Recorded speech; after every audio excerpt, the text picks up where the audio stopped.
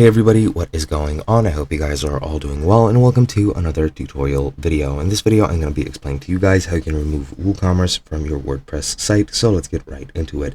Now, WooCommerce is the plugin which is mainly used to handle online storefronts on WordPress, and it has become the standard and it has been officially integrated into WordPress, so it is a bit difficult to remove it. Now, I don't myself have a business plan on WordPress, so I don't have access to WooCommerce either, and I can't activate the plugin, so my plugin is currently deactivated. But I'll be showing you guys this step-by-step guide on Storylane, again because I can't show you guys in person.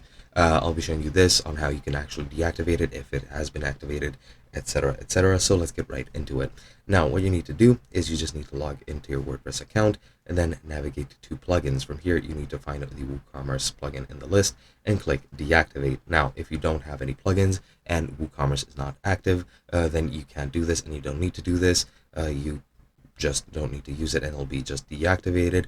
And if you do have it activated, just go to the plugins and find WooCommerce, click deactivate, and then click clear to clear the cache to ensure that all changes are reflected on the front end of your site. And then you just need to confirm the deletion when prompted, and this will remove the plugin from your site. Now, you will always be able to return it. It doesn't always fully go away. You can use certain snippets of code through the task manager or whatever to actually delete them. However, that is not familiar to me, so I won't be telling you guys how to do that, since I don't want to confuse you guys any further. But all in all, that is pretty much all there is to it. I hope you guys enjoyed, and I'll be seeing you guys in another video.